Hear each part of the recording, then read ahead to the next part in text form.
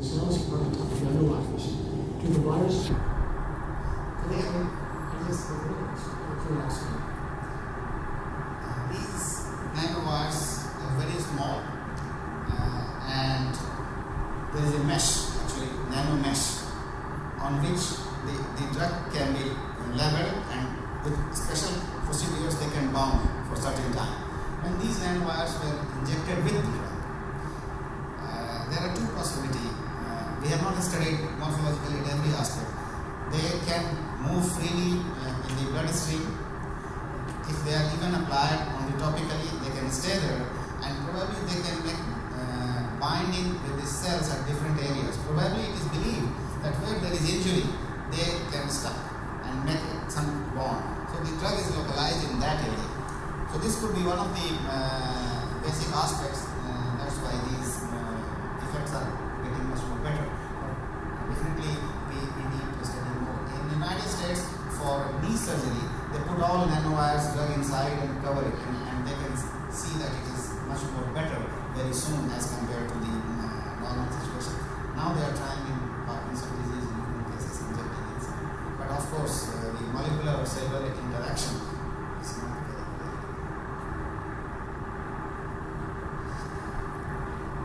So thank you very much, Hari, for this excellent talk, which is extremely useful for our participants. I'd like to ask you, according to your large experience, have you seen some correlations between nanowiring drugs and comorbidities, or how can you describe, if you have seen and if you have noticed this, let's say, correlations in your research? Yes, thank you for this very good question. As I told you that the temperature and anesthetics influence, of course, the comorbidity factors like hypertension and diabetes that we are doing together with you can also have much more adverse effect on any kind, whether it is brain injury, spinal cord injury. And in those circumstances, we want to enhance the effect of particular drug X, because if you have hypertension or diabetes or even combination and then brain injury, the effect is much more worse. And then if you try to treat with standard dose of one drug, it will not work. So that's why most of the clinical trials have failed, because the patient could have multiple diseases. Even they have stroke, but they have many other things, and that is not accounted. And the clinical trial will give one drug, one dose, and that's why that is one of the big problems of making control. And I can tell you that that's why one of the best drugs called naloxone in spinal cord injury failed in the early 90s.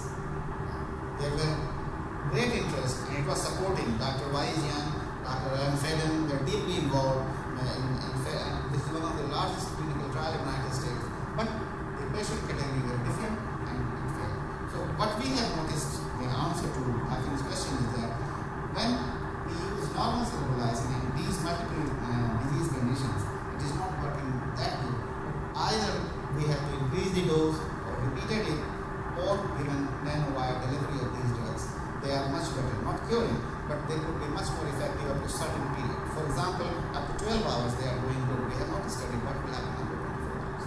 But if we can give instant relief for some time, then it is good for the patient if I try to understand the clinical way.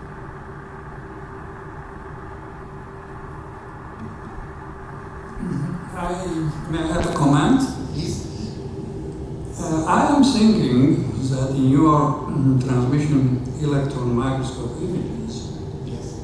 you can identify the presence of pericytes Yes. and telocytes in the blood-brain barrier. Maybe that in the future you will have the idea to do this. Sure. Of course. We can do it. But these electron microscopies are very expensive, and it requires time to look for several hours for something. So at the moment, we are confined on the microvascular structure, neurons, and since you are an electron microscopist, you know that sometimes it is very difficult to identify between an axon and dendrite at the electron microscope. So it is tricky, but of course theoretically it can be done. Some other questions? If no questions, we would like to thank